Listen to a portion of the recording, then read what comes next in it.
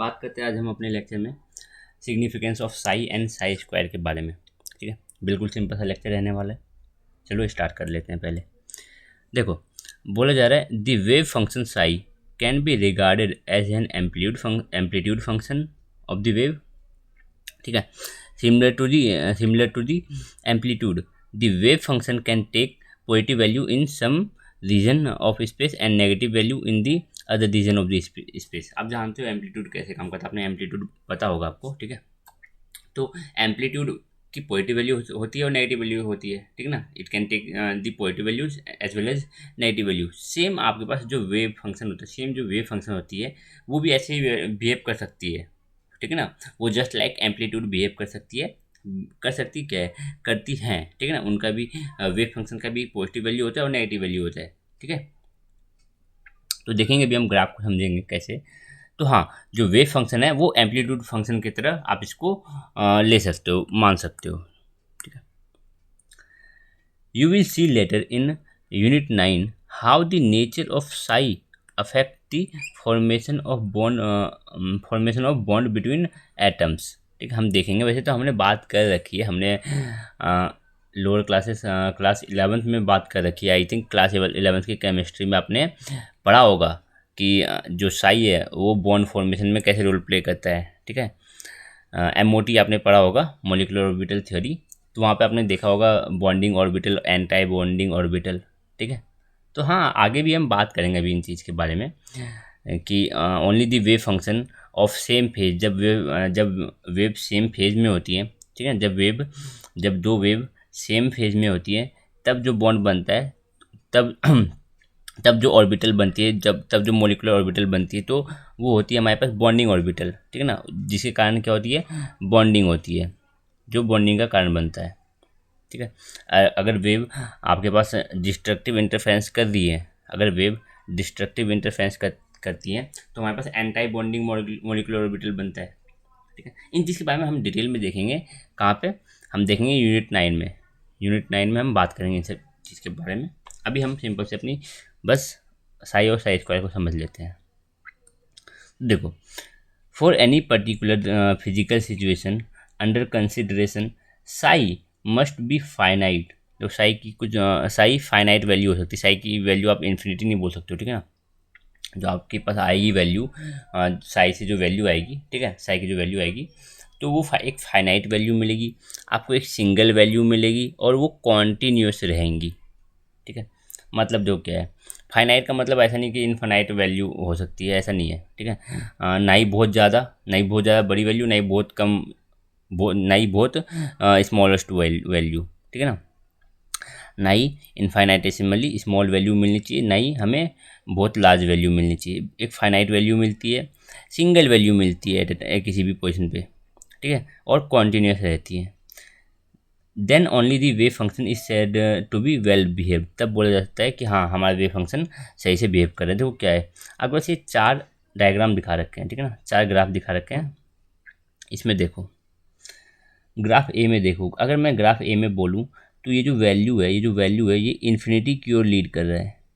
ठीक है ना, तो हमें फाइनाइट वैल्यू देखने को नहीं मिल रहा, हमें यहाँ पे फाइनाइट वैल्यू देखने को नहीं मिल रहा। तो हम बोलेंगे ये ग्राफ जो वेव है, जो वेव फंक्शन सही है, वो सही से बिहेव नहीं कर रहा।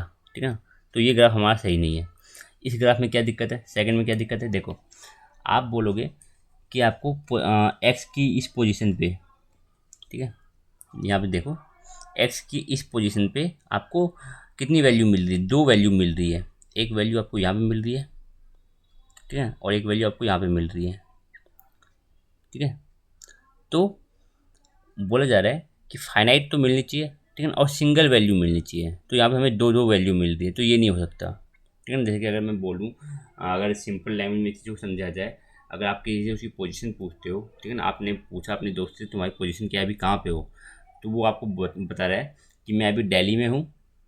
At a time, same time पे वो आपको ये भी बोल रहा है कि मैं मुंबई में हूँ। तो ऐसा कैसे हो सकता है कि एक ही समय पे वो 2 पोजीशन, दोनों जगह पे हो। ठीक है, तो हाँ, हमें फाइनाइट वैल्यू मिलनी चाहिए, सिंगल वैल्यू मिलनी चाहिए, और कॉन्टीन्यूस का मतलब देखो कि अगर मैं बोलूँ कि आप किसी पोजीशन एक्स पे थे, किसी पोजीशन एक्स पे थे, और अब आप चले गए कहाँ पे, किसी दूसरे पोजीशन पे चले गए, आपने इस पोजीशन से आप मूव हुए और किसी दूसरे पोजीशन पे चले गए। तो ये मूवमेंट कैसे हुआ, आप यहाँ से डायरेक्ट यहाँ पे कैसे आ गए, ठीक है। ऐसा तो नहीं हुआ आप डायरेक्ट जंप करके इधर से इधर आ गए, ऐसा नहीं होगा। आपने पहले बीच में कुछ रास्ता आपने तय किया होगा, ठीक है। तो वही बोल जा रहा है कि हमें कॉन्टीन्यूस वैल्यू मिलनी चाहिए, ठीक है ना। बिल्कुल सेपरेटेड वैल्यू नहीं हो सकती हैं, जैसे कि ये ग्राफ शो कर रहा है, ये और ये जो ग्राफ है बिल्कुल अलग है। तो कैसे आप इस पॉइंट से इस पोजीशन से इस पोजीशन तक आ सकते हो, कोई कॉन्टीन्यूटी नहीं है, यहाँ पे कॉन्टीन्यूटी आपको देखने को नहीं मिल रही है, तो ये ग्राफ हमारे पास गलत हो जाएगा। हाँ, डी ग्राफ बिल्कुल सही है। आपको देखो पॉजिटिव वैल्यू मिल रही है, पॉजिटिव वैल्यू देखने को मिल रही है और नेगेटिव वैल्यू देखने को मिल रही है। यहाँ पे आप अगर यहाँ पे देखोगे तो एक्स की आपको पॉजिटिव वैल्यू, इस तरफ आपको एक्स की नेगेटिव वैल्यू, वाई के रिस्पेक्ट में देखोगे तो वाई की पॉजिटिव वैल्यू, वाई की नेगेटिव वैल्यू, तो पॉजिटिव नेगेटिव दोनों वैल्यू मिलती है, ठीक है ना। और यहाँ पे इन्फिनिटी की ओर लीड नहीं कर रही है, तो ये फाइनाइट वैल्यू हमें मिल रही है। दूसरा क्या, ये आपको सिंगल वैल्यू दे रही है, किसी भी पॉइंट पे आपको ऐसा नहीं दिखेगा कि दो वैल्यूज मिल रही हो, ठीक है ना। तो हमें सिंगल वैल्यू देखने को मिलती है। और लास्ट क्या था हमारे पास, कॉन्टीन्यूटी होनी चाहिए, ठीक है ना। हमारे जो ग्राफ बन रहा है वो कॉन्टीन्यूस होना चाहिए, तो हाँ हमें कॉन्टीन्यूटी भी देखने को मिलती है। तो ये तीन चीज़ें आपको याद रखनी है, ठीक है ना। ये तीन चीज़ें आपको याद रखनी है कि अगर आपका वेव फंक्शन सही से बिहेव कर रहा है तो ये तीन चीज़ें होनी चाहिए, ठीक है ना। अगर आप बोल रहे हो कि हाँ वेव फंक्शन हमारी सही से बिहेव कर रही है, तो तीन चीज़ों को ऊपर फोकस करो कि जो हमें वैल्यूज़ मिल रही है, ठीक है ना, वो फाइनाइट वैल्यू होनी चाहिए, सिंगल वैल्यू होनी चाहिए और कॉन्टीन्यूस होनी चाहिए। तो आप ग्राफ को देख के समझ सकते हो इन चीज़ों को। तो वही देखा जाए तो फॉर एग्जांपल फिगर 3.1 का ए जो है ए पार्ट, ये दिखा रहा है कि the wave function shown is not well behaved, क्यों, because it is not finite, बताया मैंने। दूसरा, the wave function shown in figure 3.1 b, ठीक है ना, 3.1 b is not single value for a particular value of x, किसी particular value of x पे, ठीक है ना, एक्स की इस वैल्यू पे हमें एक सिंगल वैल्यू नहीं मिल रही है, हमें दो दो वैल्यूज मिल रही है, दो नहीं वैसे तो हमें तीन वैल्यू मिल रही है, ठीक है ना। आपने शायद हमने ध्यान नहीं दिया, एक वैल्यू हमें यहाँ पे मिल रही है, एक हमें यहाँ देखने को मिल रही है, सॉरी यहाँ पे नहीं, एक यहाँ देखने को मिल रही है, एक वैल्यू ये रही और एक वैल्यू ये रही, ठीक है ना। तो हमें सिंगल वैल्यू नहीं, हमें तीन वैल्यू मिल रही है एक्स की एक पर्टिकुलर पॉइंट पे, ठीक है ना। किसी पर्टिकुलर पॉइंट एक्स की एक पर्टिकुलर वैल्यू पे हमें तीन वैल्यूज मिल रही है हमारी वेव फंक्शन साई की, ठीक है ना। It has three values of psi at point P Q R, point P पे हमें मिल रही है, पॉइंट क्यू पे और पॉइंट आर पे, ठीक है। तो ये नहीं होनी चाहिए। तीसरा आ जाओ, it is not well behaved because it is not continuous, बताए ना। तीसरा ग्राफ क्या दिखा रहा है कि कॉन्टीन्यूटी शो नहीं कर रही है, तीसरी ग्राफ हमारी कॉन्टीन्यूटी शो नहीं कर रही है, कॉन्टीन्यूटी नहीं शो नहीं कर रही है। Now you can compare the above wave functions with the one shown in figure 3.1 से कंपेयर कर सकते हो बाकियों को। तो हाँ, you can see that the wave function is single value, 3.1D में सिंगल वैल्यू हमें देखने को मिलती है, कॉन्टिन्यूस देखने को मिल रहा है और फाइनाइट हमें वैल्यू देखने को मिलती है। So it is well behaved wave function similar to the, हाँ it is well behaved wave function, कौन, हमारा डी वाला जो ग्राफ है, ठीक है। अब आगे आ जाओ, similar to the wave theory of light in which the square of amplitude का square represent the intensity of light, हमें पता है कि एम्पलीट्यूड का square is directly proportional to intensity, बात कर रखी है हमने इस चीज़ के बारे में, ऐसा नहीं कि आपने बस पहली बार सुना है, ठीक है। हाँ ये होता है, the square of the wave function psi, जब आप साई का स्क्वायर लोगे, it is proportional to the probability, किसके, प्रोबेबिलिटी के प्रोपोर्शनल होता है, ठीक है ना। प्रोबेबिलिटी किस चीज़ की, probability of finding an electron, ठीक है ना, इलेक्ट्रॉन को फाइंड करने की probability in a given region और स्पेस ऑफ स्पेस, ठीक है ना।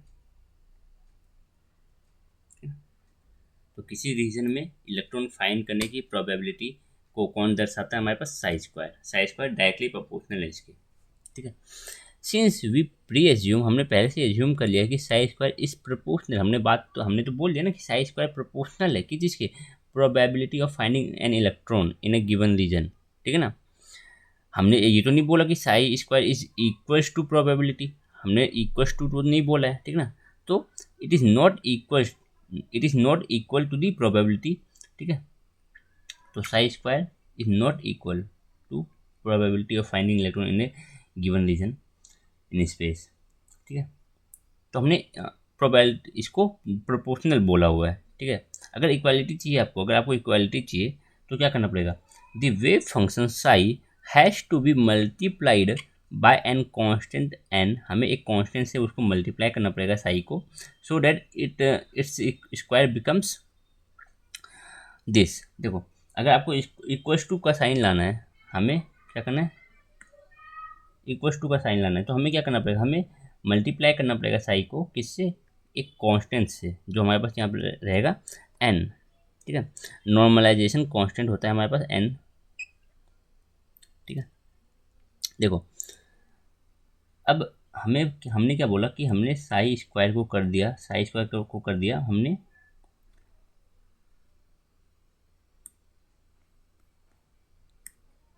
साई को मल्टीप्लाई कर दिया एन से, ठीक है, नॉर्मलाइजेशन कांस्टेंट से। अब इसका स्क्वायर लेंगे, ठीक है। अब इसको स्क्वायर, ये खोलोगे ब्रैकेट तो आपके पास क्या बन जाएगा कि psi N square psi square, तो वही लिखा गया यहाँ पे, ठीक है। सिंपल चीज़ है। When an electron is confined in a particular region of space, d tau यहाँ पे वॉल्यूम दिखा रहे, यहाँ पे टाउ का मतलब है d x d y d z, ये है हमारे यहाँ पे टाउ की वैल्यू, ठीक है। तो ये एक वॉल्यूम को इंडिकेट कर रहा है d tau. The probability of locating the electron in this region can be obtained by integration as shown in the following expression. This integral quantity has to be equals to unity, that is 1। देखो, हमने क्या बोला? हमने तो volume ले लिया ना, हमने क्या ले लिया? डी टाउ, ये हमारे पास वॉल्यूम है, क्या है? वॉल्यूम है। अब हमने क्या बोला कि जो साई है हमारे पास, साई स्क्वायर नॉर्मलाइजेशन कांस्टेंट के साथ, ठीक है ना। अब इसको क्या करो? डी टाउ के साथ ले लो और इसको इंटीग्रेट कर दो, ठीक है ना। इसको इंटीग्रेट कर दो और इंटीग्रेट करने पे क्या आ जाएंगे आपके पास वैल्यू? ये 1 के इक्वल आ जाएंगी। जब आप इस चीज़ को इंटीग्रेट करोगे तो आपकी वैल्यू कितनी आएगी? Unity, that is 1। तो मीन्स प्रोबेबिलिटी आपकी कितनी आ रही है? 1, मीन्स 100%, ठीक है ना। ये चीज़ क्या है? ये चीज़ क्या दर्शा रहा है? ये क्या दर्शाता है? ये क्या बताता है? प्रोबेबिलिटी ऑफ फाइंडिंग इलेक्ट्रॉन, ठीक है ना। प्रोबेबिलिटी ऑफ फाइंडिंग इलेक्ट्रॉन, ठीक है। तो प्रोबेबिलिटी ऑफ फाइंडिंग इलेक्ट्रॉन हमारे पास यूनिटी आती है, यूनिटी मीन्स 1 आती है, तो हम बोल सकते हैं नाउ द प्रोबेबिलिटी इंडिकेट्स, अब जो प्रोबेबिलिटी इंडिकेट कर रही है the certainty of finding the electron in the given region, ठीक है ना। अब ये सर्टेनिटी की ओर बढ़ रही है कि हाँ, सर्टेन है कि हमें इलेक्ट्रॉन मिल ही जाएगा, 100%। प्रोबेबिलिटी अब कितनी आ रही है हमारे पास? 100%, ठीक है ना। तो सर्टेन हो गई है यहाँ पे चीज़ें, इलेक्ट्रॉन की फाइंडिंग क्या हो गई है? सर्टेन हो गई है, मीन हमें इलेक्ट्रॉन मिलेगा ही मिलेगा, ठीक है। Here N is called normalization constant, N यहाँ पे नॉर्मलाइजेशन कांस्टेंट होता है and it insures that the probability of finding the electron is equals to unity. ये इंश्योर करता है जी जो हमारे पास प्रोबेबिलिटी है वो 1 आए, यूनिटी आए, and not just proportional to it, सिर्फ प्रोपोर्शनल ना हो, ये हमारे पास कितनी आनी चाहिए? प्रोबेबिलिटी कितनी आनी चाहिए? 1 आनी चाहिए, ठीक है। Here onward we will deal with normalize wave function. और ये जो वेव फंक्शन है ना, ये जो वेव फंक्शन है,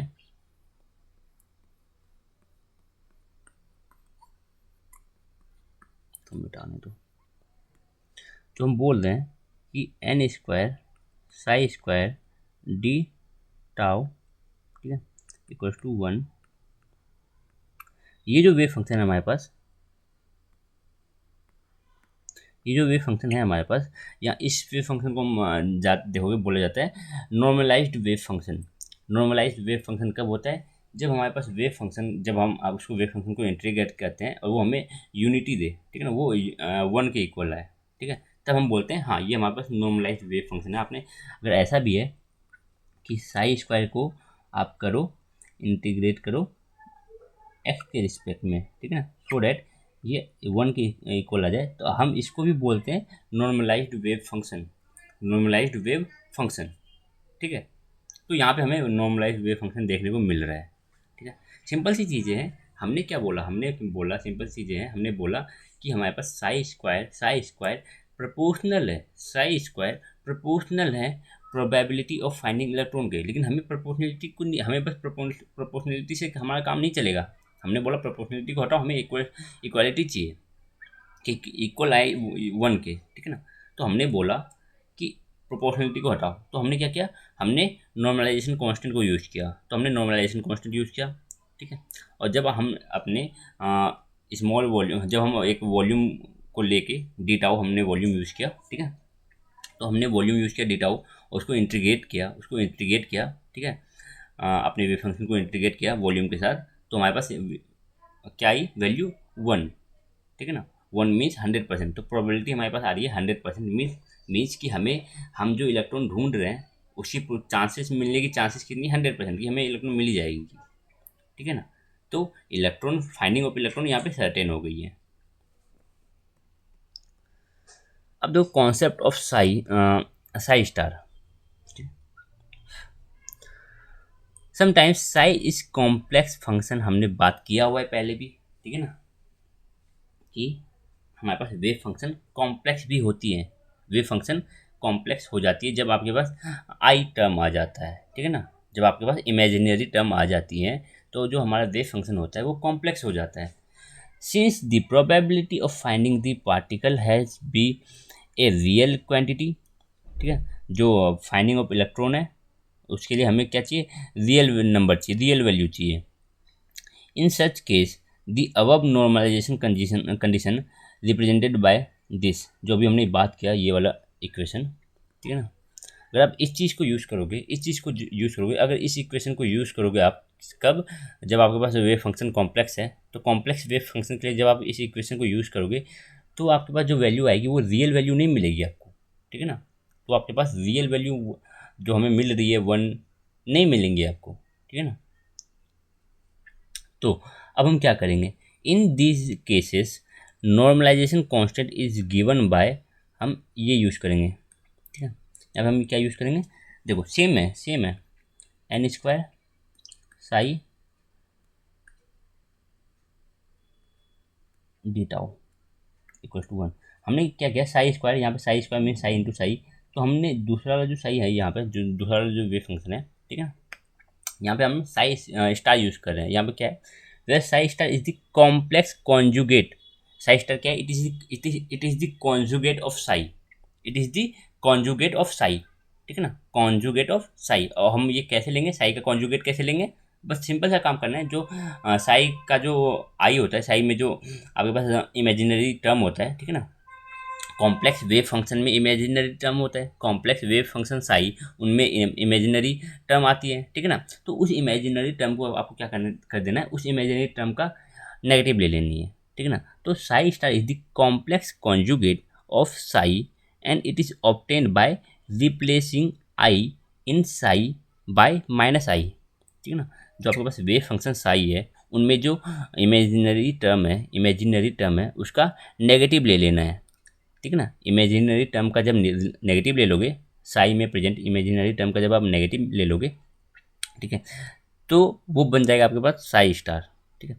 this indicates that Sai and Sai star is a real value, जब आप इस चीज़ को यूज़ करोगे तो आपके पास एक रियल वैल्यू देखने को मिलेगा। देखो कैसे, फॉर एग्जाम्पल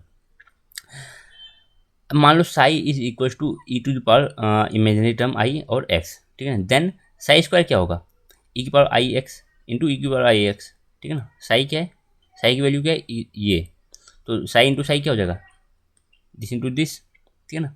अब इस पूरे की वैल्यू ये आ जाएगी, इक्वल कर लेना, which is a complex quantity, ये आपको कॉम्प्लेक्स दिख रही होंगी। अब जो सिंपल कैसे हो जाएंगी, अब साई क्या करो, अब साई और साई स्टार ले लो, इसका कॉन्जुगेट ले लो, ठीक है ना, कॉम्प्लेक्स वेव फंक्शन का हमने कॉन्जुगेट लिया psi and psi square. Sorry psi star. अब देखो साई क्या है यहाँ पे, साई है e to power i x, psi क्या है e to power i x.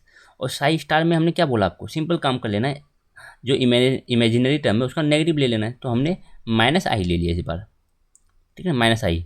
अब देखो इन दोनों टर्म को मल्टीप्लाई करोगे, इन दोनों टर्म को मल्टीप्लाई करोगे तो क्या आएगा, ई की पावर जीरो, ठीक है ना, ई की पावर जीरो आएगी, देख लो ई की पावर जीरो क्या आती है, किसी भी टर्म की पावर जीरो क्या आती है, वन। तो हमारे पास यहाँ पे आ गई वैल्यू वन। तो अब देखो चीज़ें हमें रियल नंबर मिली कि नहीं मिली, ठीक है, ठीक है। तो यहाँ पे आपको कोई रियल नंबर देखने को नहीं मिला था, बट हाँ अब हमें रियल नंबर देखने को मिलता है, which is a real number, one is a real number, ठीक है। तो वही बोल जा रहा है, जब आप कॉम्प्लेक्स वेव फंक्शन, तो सिंपल सी बातें हैं, इस पूरे टर्म का मतलब समझो, जब आप कॉम्प्लेक्स वेव फंक्शन लोगे, जब आपके पास जब आपको कॉम्प्लेक्स वेव फंक्शन से डील करना पड़ेगा, कॉम्प्लेक्स फंक्शन से डील करना पड़ेगा, तो आप क्या करना पड़ेगा, सिंपल सा आप वेव फंक्शन का कॉन्जुगेट ले लो, ठीक है ना, वेव फंक्शन का कॉन्जुगेट ले लो। वो कैसे करोगे आप, वेव फंक्शन में प्रेजेंट जो इमेजिनरी टर्म है उसका नेगेटिव ले लो, ठीक है, उसका नेगेटिव ले लो, ठीक है। तो जो साई स्क्वायर आएगा, साई स्क्वायर फिर जो वैल्यू देंगी वो क्या आएंगी आपके पास, एक रियल नंबर आएगा, ठीक है ना। यहाँ पे साई स्क्वायर ही है ना, ये साई स्क्वायर है, ये एक रियल नंबर हमें प्रोवाइड नहीं कर रहा था, ठीक है। बट जब हमने इसका क्या ले लिया, इसका हमने कॉन्जुगेट लिया, साई का हमने कॉन्जुगेट लिया, अब साई स्क्वायर की जो वैल्यू आएगी वो हमारे पास एक रियल नंबर मिलती है, ठीक है। तो पोस्टलेट 4 क्या कहता है, if A system is in a state described by a normalization wave function psi, then the average value of the observable corresponding to a overhead is given by, देखो बोला जा रहा है कि वो वेव फंक्शन, ठीक है ना, कोई भी सिस्टम, कोई एक सिस्टम में जो किसी सिस्टम का जो स्टेट्स हैं, किसी सिस्टम में जो स्टेट्स हैं उसको डिस्क्राइब करने के लिए आप क्या यूज़ करो, नॉर्मलाइज्ड वेव फंक्शन, ठीक है ना। समझो, ध्यान से समझो, ध्यान से समझो, किसी सिस्टम के अंदर जो किसी सिस्टम के स्टेट्स को, किसी सिस्टम के स्टेट्स को डिस्क्राइब करने के लिए जब आप यूज़ करते हो normalized wave function, normalized wave function बताया हमने क्या है, ठीक है ना। जब आप किसी सिस्टम के स्टेट्स को डिस्क्राइब करने के लिए नॉर्मलाइज्ड वेव फंक्शन को यूज़ करते हो, देन जो ऑब्जर्वेबल्स होता है, ऑब्जर्वेबल हमने पहले बात कर रखी है, देन जो ऑब्जर्वेबल्स की एवरेज वैल्यू हमें देखने को मिलती है, जो ऑब्जर्वेबल की एवरेज वैल्यू हमें देखने को मिलती है उसको हम इससे डिफाइन करेंगे, ठीक है ना। कैसे, मान लो कोई ऑब्जर्वेबल है हमारे पास ए, ठीक है ना, ए ऑब्जर्वेबल ए, इसका क्या करना है, इसका हमें एवरेज निकालना है, ठीक है। तो ऑब्जर्वेबल ए का जो एवरेज है वो आएगा आपके पास साई स्टार और उसी ऑब्जर्वेबल का क्या लो लोगे, ऑपरेटर, ऑब्जर्वेबल ए इसका ऑपरेटर, ये ए ओवरहेड क्या है, ए ओवरहेड क्या है, ए ओवरहेड है ए ऑब्जर्वेबल का ऑपरेटर, ठीक है ना, into Sai and D tau, D tau यहाँ पे वॉल्यूम को इंडिकेट कर रहा है, ठीक है। और जो ये आप इंटीग्रेट करोगे ये माइनस इन्फिनिटी से लेके प्लस इन्फिनिटी तक, ठीक है।